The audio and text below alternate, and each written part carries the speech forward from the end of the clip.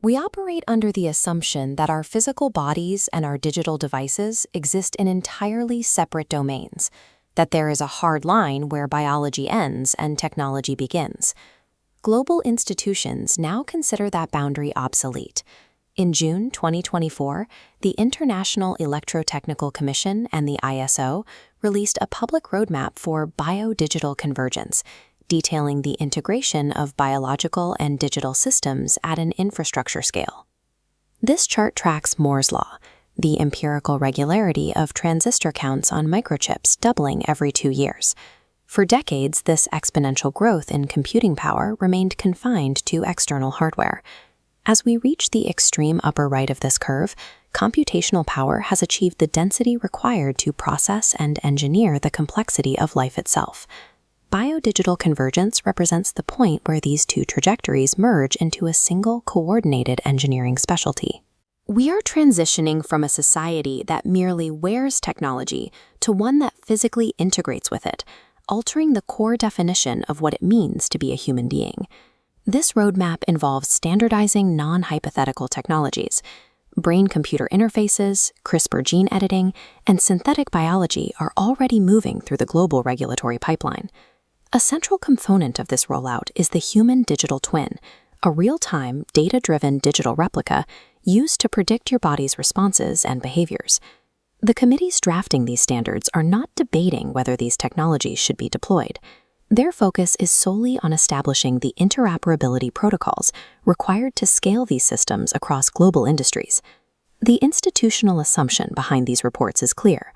The human body is a biological system currently waiting for a standardized digital upgrade. Biodigital convergence functions as an extraction engine, requiring a constant, massive stream of biological data to maintain the digital twin. This flowchart from the IEC report illustrates the engineering challenge.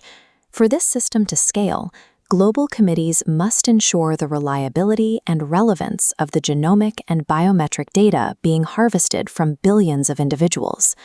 The human body is an active, self-regulating field that maintains its own rhythm and coherence.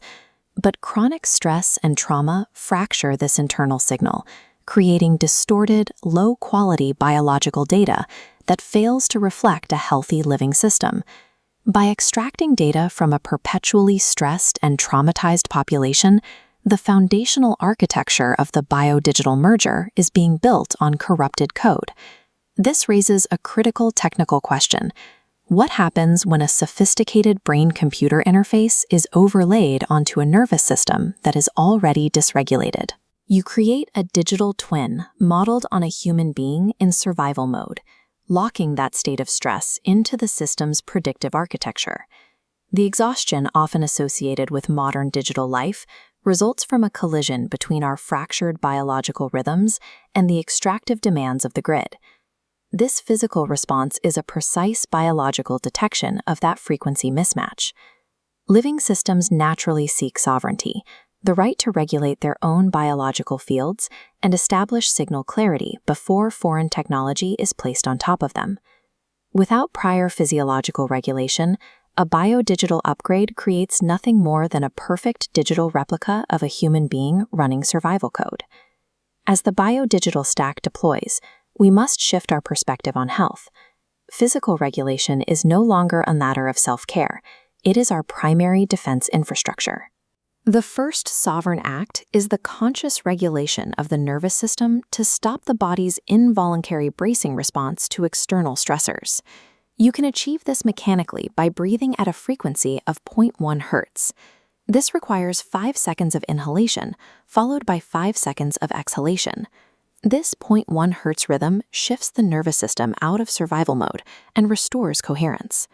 By stabilizing your internal frequency, you clear the biological signal of noise, rebooting your router so you can process information without being overwhelmed by the grid.